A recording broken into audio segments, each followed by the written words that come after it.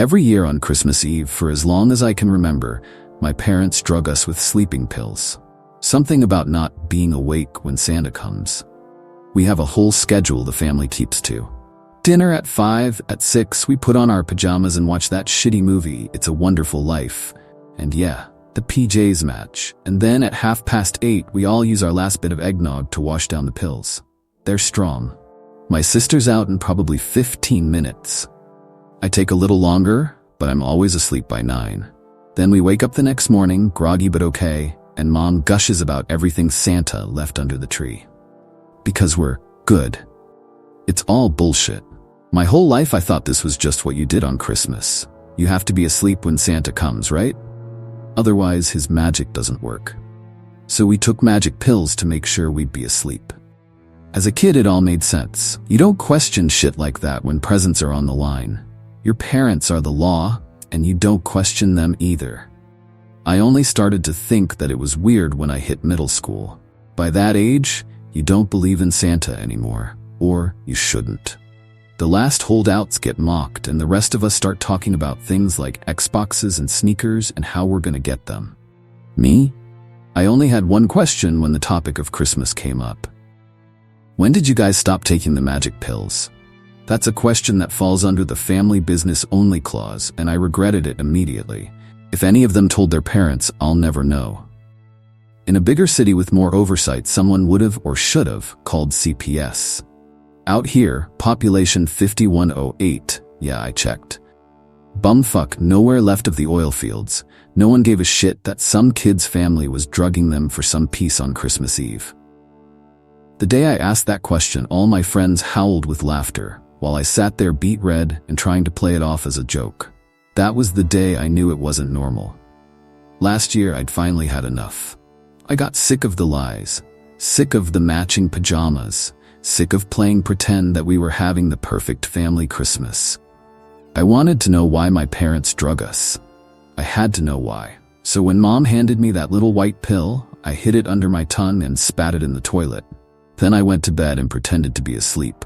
I listened until I heard Mom snoring to get up and look around. I wasn't surprised to see the tree stuffed with gifts already. Santa who? But that was it. I wasn't finding any secrets. Nothing unusual or weird until I saw them.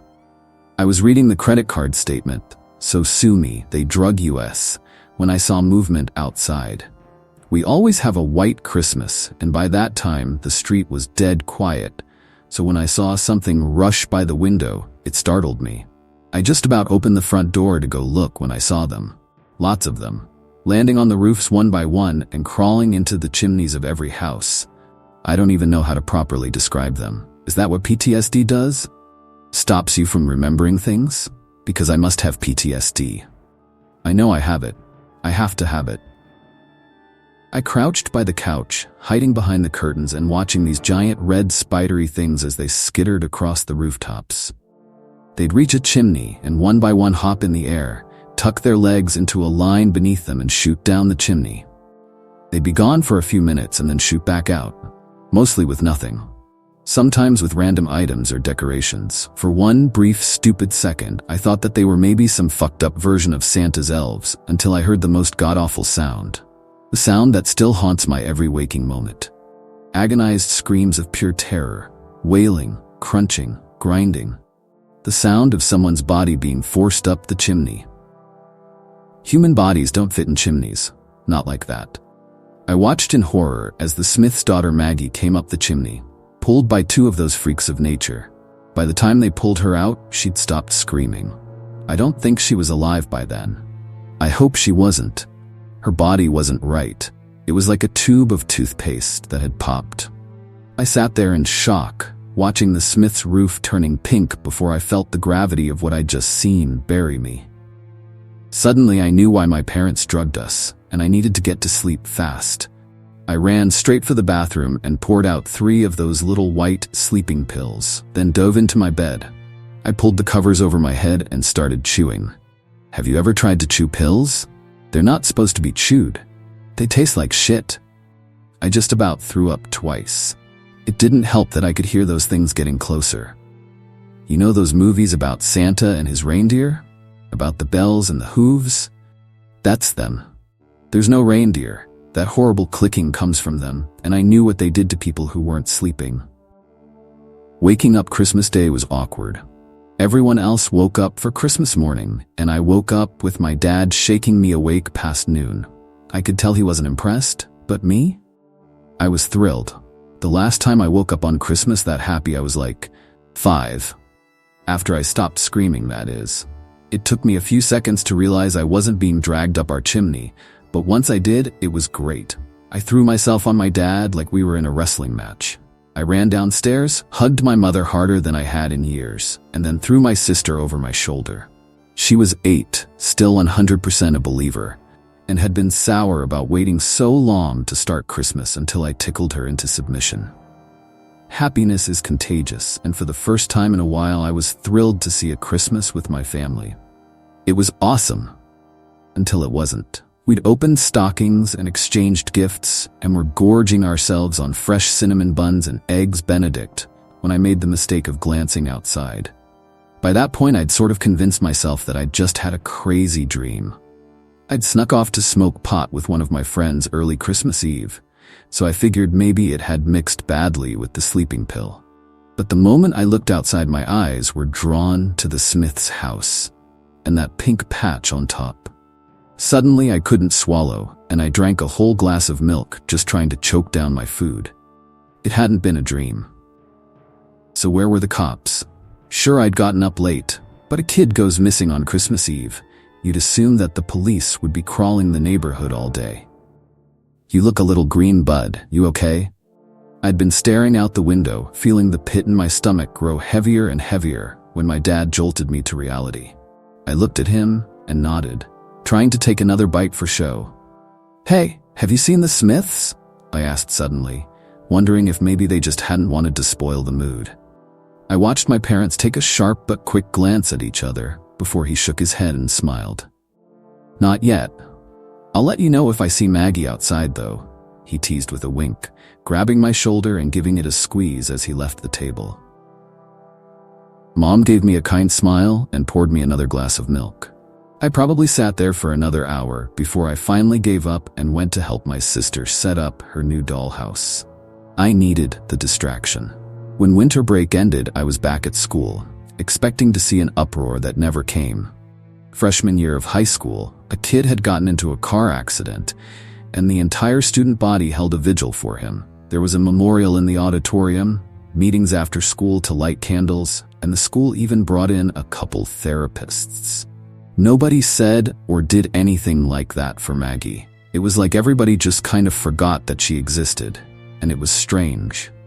Hell, even the local newspaper seemed to skip it, and they had absolutely nothing to report on most days. It took until mid-January before I spotted a tiny obituary tucked in the corner of a back page. I saved it, stuffing it in a notebook at home for safekeeping. It almost felt like if I didn't remember she'd died, no one would. Honestly, the whole incident took a toll. March came and went, and so did my birthday. I was 17 now, supposed to be focusing on planning for college, but all I could think about was Christmas. I could barely sleep. Every night I'd go to bed and lay there staring at the ceiling, jumping at every little snap or crack. Every morning I'd wake up with darker bags under my eyes than the day before. I couldn't focus in school. My grades dropped. My parents started asking about drugs. By the end of October, I'd had no less than 8 visits with the student counselor who kept gently asking me if things were okay at home. What could I say? No, Miss Andrews? I saw Christmas spiders pull a girl out of a chimney, and it makes it hard to do math. Right? I couldn't tell anyone. How do you talk about shit like this? I sounded crazy in middle school when I tried to ask my friends about being drugged on Christmas Eve. I'd definitely get locked up if I talked about giant red spiders taking people in the night. But I was losing my mind. We'd had Thanksgiving. Halloween was coming, and the colder it got, the more anxious I got. The stores were already running clearance on costumes and jack-o'-lanterns to make room for ornaments. The first signs of Christmas were already seeping in, and I was absolutely, without a doubt, terrified for my life. That's when my friends called me to hang out. It might sound stupid, but my friends and I have a code we use when things are bad and we need to talk. We definitely drifted apart in high school. None of us really hung out that much together anymore, but none of us had ever backed out when someone said they needed to smoke. I was exhausted, but I figured the worst I'd get was some weed out of it. Besides, when the bat signal goes up, you gotta answer it. Roll it right or don't roll it at all, man, Ella complained, watching Greg scowl while trying to ready a joint. We were huddled in the woods behind the school, freezing our asses off in the early cold snap. Max groaned and snatched everything away from him, making quick work of it and then lighting up. Christ, finally? Okay, he breathed out smoke with a sigh before passing the joint to the left. So it's been one hell of a year, right? Max was always the type for speeches. I sat there shivering and waiting for my share, staring at the ground. We haven't had much time to hang out, and even though I've been busy, you guys are still my best friends. Even one day when I go off to Hollywood and become famous, I will always love all of you. There were groans all around and Max waved us off, coughing a little and laughing. So that love is why I called us together. I think we all know why we're here. Cabr. He paused as Ella finally passed me the joint. This is like an intervention. I didn't even get to smoke before I choked and coughed from surprise. We're really worried about you, Ella added gently, putting a hand on my arm. Don't be, I mumbled, taking a drag. I glanced back at the school. I'd been fired from my job, so my car wasn't insured. I'd gotten a ride there with Max. If I wanted to leave, I'd have to walk home, and it was too cold for that. Come on, talk to us, bro. You've just disappeared. We never see you. We're worried. Don't be. People think you're gonna shoot up the school. God, I thought we agreed not to tell him that. Ella squeaked, covering her face as Greg just shrugged. Someone has to. You guys suck. I stood up to leave. I was already stressed and running on no sleep. Now I was fucking embarrassed too. People thought I was going to shoot up the school? Did my friends think that? I didn't even like killing bugs. Stop. Just stop. Max grabbed my arm and pulled me back down, passing me the joint. Just relax. Come on, we're your friends. When Ella's parents divorced, what did we do? We smoked and talked. Greg's dog died. We smoked and talked. You're not the Hayden we know, so talk to us. I sat on the stump, fidgeting and staring at the ground until I was high enough to be brave enough to try and tell them the truth. What did I have to lose? They thought I was crazy anyways. You guys remember in middle school when I talked about magic pills? The Santa pills? She asked slowly, squinting at me. I mean, yeah, I guess. What about it? They weren't magic pills, they were sleeping pills. Ever since I can remember, my parents have drugged me and my sister on Christmas Eve. I thought it was normal. They told me they were magic pills to make sure we were all asleep so that Santa... I stopped and groaned, rubbing my face and trying not to wuss out. So that Santa would come, because he doesn't come when you're awake. I saw Greg clamp a hand over his mouth, his shoulders shaking. Ella shot him a dirty look and elbowed him hard, then smiled at me. Fuck, this is stupid. Never mind. No, it's not. Keep going. Come on, we want to hear. I took a deep breath in and closed my eyes. I hated closing my eyes. If I closed my eyes and thought about it, I could see it all happening again. I could hear Maggie's screams again. Last year I didn't take mine. I wanted to see what happens, what they're hiding. And I saw these things. They climb all over the houses, they go down people's chimneys, and they take people who aren't sleeping. You guys remember Maggie? That's how she died. I saw them take her. I heard her screams. It's all I can think about. I didn't realize it, but by the end of the story, I was crying. A dam had broken somewhere inside me. I scrubbed my tears away with my sleeve. I could see Greg had stopped laughing, but I couldn't look at any of their faces. I was too embarrassed. I sounded nuts. All I could do was examine the bucket we'd flipped over to use as a table. It was old from Rona, beat up. It was cracked. They never found her body, Max said with a strained voice. I know Maggie's brother. Not well, but we talked. He said they were all sleeping. No one heard anything. They never found the body. They moved in the summer. What? How'd I miss that? I spent way more time than I should have staring at their house. I should have noticed. Yeah, in August. He DM'd me and said they were moving, and that was it. We all sat there in shocked silence for a little bit until Ella piped up. "So how do you know your parents drug you?" she asked with a frown. "Like those magic pills could be candy or something, and it's just that placebo effect thing happening to you." I saw the prescription bottle. "Besides, you feel weird the next day." "Feel weird how? Fuzzy?"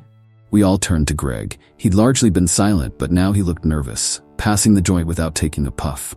We were all done actually, silently but unanimously voting to put it out.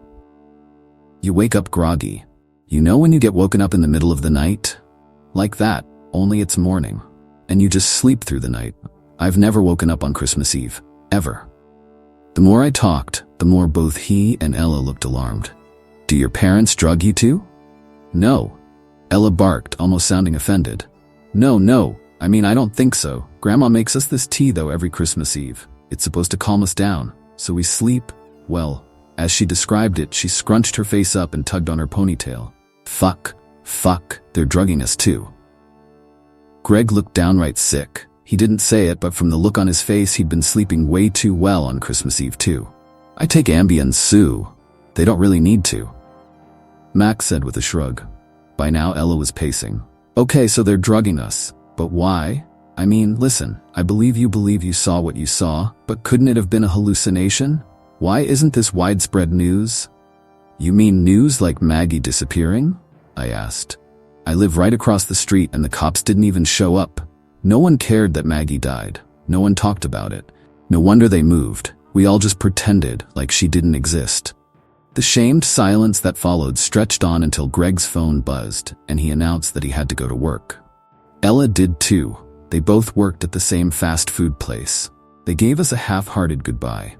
I was exhausted, completely emotionally drained after spilling my guts, and Max offered to drive me home soon after the others left. It was a silent ride. He seemed deep in thought, and I was so tired I didn't even want to try and talk. It didn't matter. I'd told them. They could think I was crazy all they wanted. I found money on the counter for pizza at home and put in a Domino's order before finding something to watch. The entire time I sat there, all I could think about was Maggie, and how she'd just disappeared from our little town the moment she was snatched. It was like those things had just wiped her off the map, and everyone let it happen. I remembered the obituary halfway through dinner and ran upstairs to dig out the notebook I'd put it in. It wasn't long, that's for sure. Her family had barely put in any description in at all. Like all obituaries, they had put down the date of her death. And that gave me a sudden idea. I started searching. Our town was small and rural, but we did have a newspaper, and it had managed to get a grant a few years ago to make a website and start digitizing everything. That meant that they had decades worth of obituaries to look through. I started to search for any deaths around Christmas. Deaths in December weren't unusual, even in a small town. Between icy roads causing grandma to fall or depression taking lives, death was expected at Christmas. But when I started to dig through my results, I noticed a serious difference between the Nana eats shit deaths and the ones that happened right on Christmas itself. They were all short, with few details, and all were published weeks after the event. There were never any funerals or memorial services to be had. No options to send flowers somewhere. It seemed like every year at least one person died under strange circumstances at Christmas and just became invisible. I made a list of the last few deaths and started searching for their families. Just like the Smiths, most of the families had moved away after the death. I scoured social media pages for more clues. No one that had left seemed to keep ties with anyone in our little town. In fact, many of the families hadn't been in the town long before the death had happened. If I thought about the Smiths, they had only moved here a few months before last Christmas. It wasn't uncommon for families to move here for the oil opportunities, make some money, and then leave when they realized there wasn't much to do. It wouldn't have looked unusual if you didn't know that someone had died. I sat back, shoveling in the last couple slices of cold pizza. Why hadn't I looked this up before? I'd spent most of 2022 trying to forget what I'd seen, but being too scared to let it go. All I could think of was Christmas and what I knew would happen when I was asleep. I'd nearly failed out of school. I'd lost my job. Okay, it was a shitty one, but still, I was this close to losing any opportunities for a good college. But worse than that, I was probably the only person who had seen what comes on Christmas Eve and lived to talk about it. That gave me a responsibility, right? I knew what they looked like and what they did. And now, I knew that this had been going on for years. My parents had been drugging me since I was born, so they must have known about it. They grew up here. They had to know. The Smiths had only been in town for a few months. Maybe nobody warned them. Maybe they just went to bed like normal, never knowing the risks. Shit. Why had no one told them? I pulled out my phone, texting Max. I needed him to hook me up with Maggie's brother. I needed to know what happened after she died. Then I messaged everyone on Facebook in one big group chat.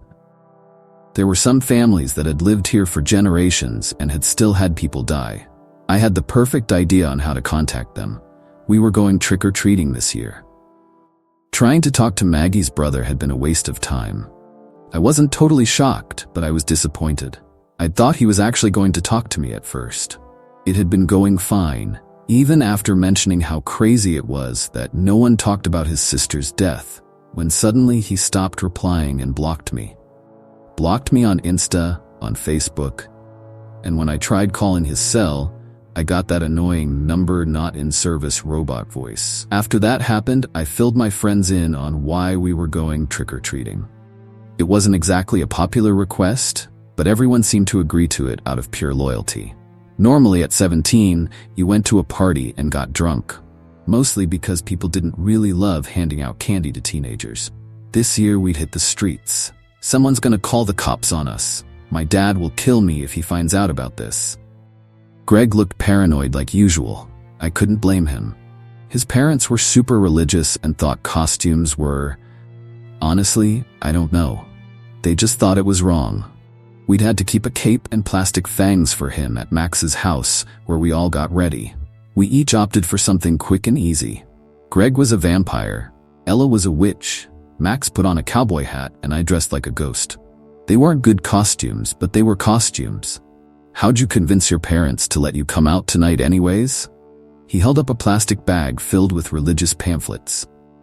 I said I was called to spread the word. So what's the plan? We hit a few houses and try and get candy so we look legit, and then we go to the houses on my list. I answered, pulling out a list and a map where I'd marked everyone down. And you're just going to ask them about their murdered family member. What if there's kids? I plan on showing them this. I pulled out a piece of lined paper with a drawing of one of the creatures. They all stared at it. Don't spiders have like 8 legs? There's only 4. I rolled my eyes and put it back in my bag. I said spidery, they're not actual spiders. Okay, Picasso, Ella laughed as we headed off into the night. We got turned away from a few houses, but people were surprisingly generous most of the time. We got a couple glad to see teenagers doing something wholesome comments, and it didn't take us long to get into it. It was nice. Trick-or-treating with my friends brought back a lot of memories and good feelings. Every time we stopped to compare notes on our haul, it felt like we were kids again. It gave me just a glimmer of hope before we hit the first Target house. We waited on the street for the big group of kids to get their candy and hustle on before stepping up to the plate and ringing the bell. Trick or treat. The door swung open and we all smiled like fools. The woman inside, a lady that looked to be in her 50s, gave us a confused smile back and grabbed her candy bowl. I held up my art the moment the peanut butter cups hit the pillowcase. Do you recognize this? I asked. She paused, looked over my shitty drawing and then shook her head. No, I don't. But it's very nice. You kids have a good Halloween. I didn't even have time to react. The next group of kids were already pushing us out, and so we walked back to the street. Okay, that didn't work, I sighed, opening up a snack-sized bag of chips. Do we believe her? Ella asked, doing the same. We all started walking and eating, the salt cutting the handfuls of candy we'd already stuffed ourselves with. Yeah, I don't think she's seen them. She didn't even blink. So maybe you gotta go harder next time. If no one's seen those things, it won't mean a thing to them. Ask them about the deaths. So I did. The next house was polite as could be, considering the question. The house after slammed the door in our faces. The house after that actually took their candy back before rattling the door on its hinges. It was going honestly pretty terrible. No pumpkins.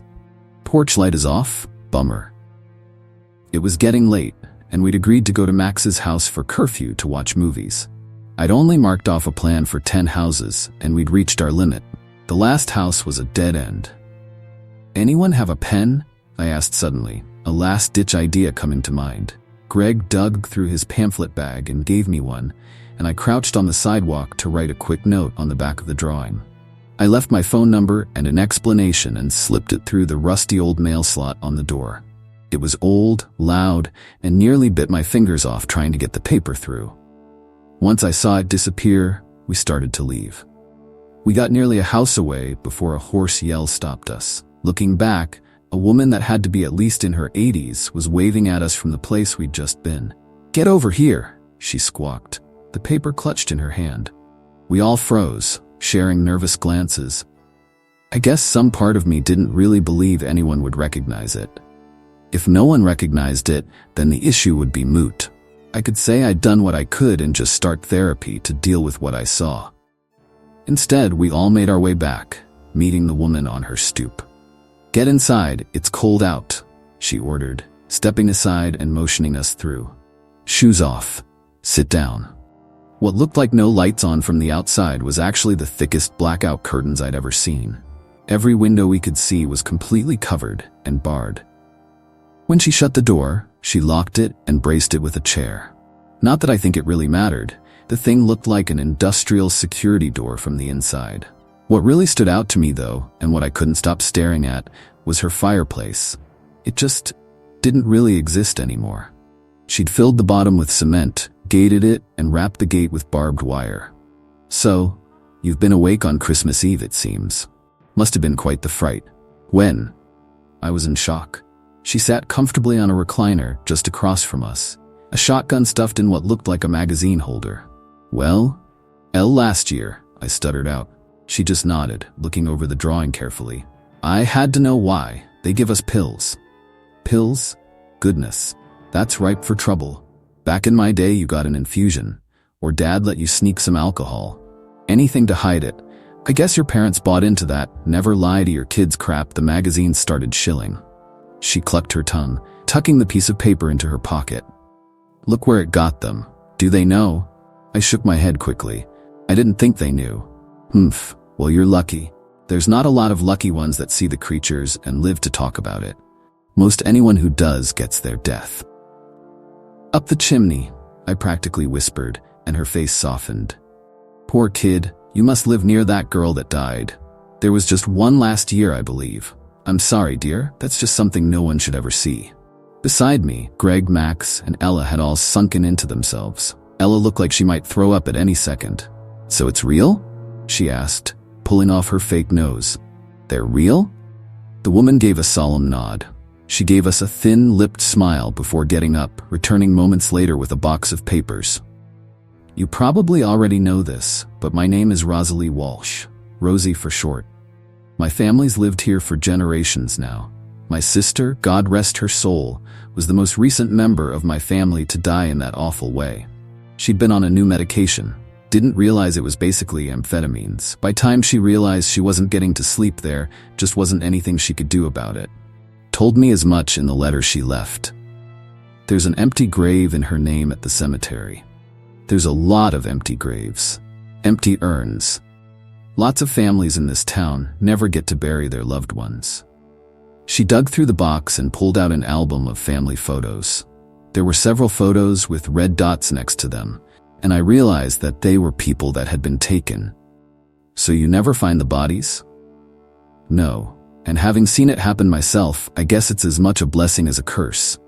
"Where do the bodies go?" asked Max, twisting and turning the book, flipping pages and frowning at the growing list of red dots. "Don't know. Lots of rumor and conjecture on that one. Some folks say they're eaten. Bathrooms down the hall and to the left, kid." She pointed at Greg, who was green by then, and he gratefully ran off through the house. Like I said, some folks think they get eaten. Other folks think they're taken somewhere. Some of the more airy-fairy fools think that they're taken to some sort of fantasy land, the real Santa's workshop, that they're all up there living in bliss. I think if they'd seen what a person looks like after going up a chimney, there wouldn't be any magical thinking left. So what are they? She sighed, leaning back in her chair. Look through here, she ordered, passing me the box and kicking the recline function into gear. I'm no expert, not a history major or archaeology anything. I went to school for accounting, but I was your age when I took an interest in it. Woke up at just the wrong time. Guess my father didn't put enough whiskey in my drink that night. Instead of waking up Christmas morning, I woke up close to midnight. Heard the hooves. Could have sworn I heard the bells, the sound of the ornaments clinking on the tree. Doesn't matter how old you are, if you think you hear Santa on Christmas Eve, you get up to look. So I did. Crept out real slow, real quiet. I got just to the edge of the living room when I saw them, those nasty things. Disgusting creatures. They had my little brother, and she paused, taking in a sharp breath and resting her fingers on her face, a little shake to her voice. God, 60 years and it still gets me. They put him up the chimney. A couple go up the top, hold on to the head, the other shoves from the bottom. He was awake, he screamed. Lord, he screamed. Finally, she just waved her hand a little, as if trying to wave away the memory, her eyes wet. Couldn't do nothing. I was too scared. I went back to bed, hid under the covers, but it was fine. Once they get awaker, they leave. They got what they came for. I didn't sleep for years. Still don't. Not really. While she talked, Ella and I rifled through the box. There were dates, times, letters written from strangers describing what they'd seen. There were drawings too, much better than mine, but all displaying something similar. The collection went back through the years. What's this? I asked, holding up a photo of a roof. It looked like someone made a mistake taking the photo. All you saw was a snowy roof and these strange white smears. That's how they show up on camera. The only reason we know what they look like is eyewitness accounts. Even video doesn't capture them. They end up looking like glitter. She heaved a big sigh, eyes on the ceiling, face looking suddenly more gaunt and drawn than when we'd first seen her. They always come in threes. Never seen a house without three. They always come down the chimney. They take the first waker they come across. One per house. Only one per house. Then they leave, on to the next, and so on until every house has been hit. Can't we just, close up the chimneys? Max asked, pointing to the cement job she'd done on hers. Won't that just, solve it all? What about apartments?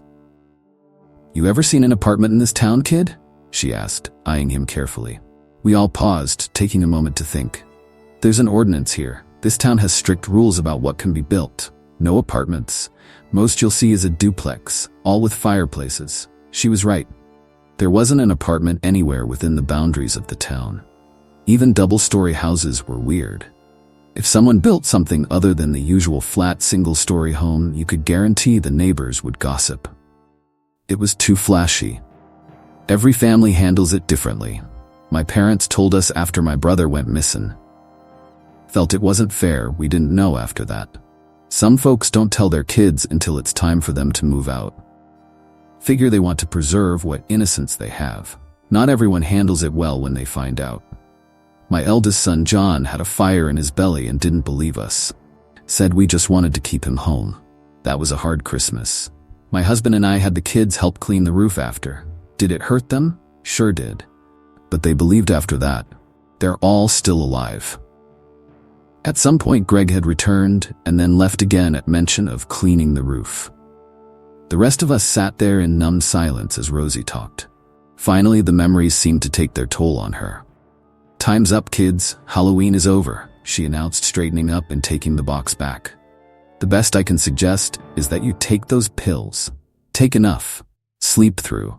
Try and pretend you don't know what you know. She cleared her throat and held out her hand. Reese's. We all stood there like deer in headlights before someone snapped out of it and dropped a couple candies in her hand. Honestly, it seemed fair. We all paid our toll and she walked us to the door. Here, one last treat. I don't know what they are, but I know they aren't anything holy. She dropped a thick notebook in my pillowcase and patted me on the shoulder, then gently shoved us out the door and slammed it behind us. We barely made curfew that night. Not that it mattered. Max's parents were pretty lax, and his eldest sister was still out partying by the time we got to his house. Someone voted to order a pizza. Someone else voted to put a movie on. We ended up settling on watching The Little Mermaid. Laugh all you want, but it was the only thing we could agree on. Not one of us wanted to watch anything scary after hearing what Rosie had to say. After that, we didn't talk for a couple weeks. It was like we all silently but mutually agreed that we couldn't be around each other after we'd learned the truth about Christmas in our little town. I couldn't even open the book that Rosie gave me. I hid it under my bed, gave my candy to Sarah, and stopped all my research. I didn't want to even think about it. And for the first time since Christmas last year, I managed to sleep. Until a couple weeks ago. That was when Ella called me up. Someone new had moved into town at the start of December, a family with 3 kids. They live a couple doors down from her, and she'd been watching them like a hawk. She wanted to see what the neighbors would do. Normally, the welcoming committee came by with some sort of shitty gift basket and cheap plastic key to the city. But there was no one. Not even the nosy old lady that lived across the street dropped by. I think they're sacrificing them. She'd said once we had all gotten together on those ice-cold stumps behind the school for a smoke. That's why the cops don't come. That's why the newspapers don't run any stories. That's why no one fucking talks about our town after they leave. If everyone that's lived here all their lives knows you have to stay asleep, there's no one to take. So they need new people to come. They need people for the spiders to take. So we've been prepping, researching, making plans. Maybe we're crazy, but something about watching the entire town just hang these people out to dry, knowing what's going to come, makes us all sick. We're all graduating soon, and we all plan on leaving.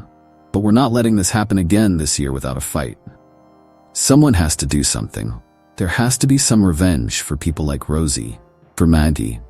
It's Christmas Eve. Everything is in place, and now we're just waiting. Everyone's at home. My parents are making cookies. Ella's helping her family make a gingerbread house. We're all doing something, just waiting for everyone to go to sleep. Wish us luck.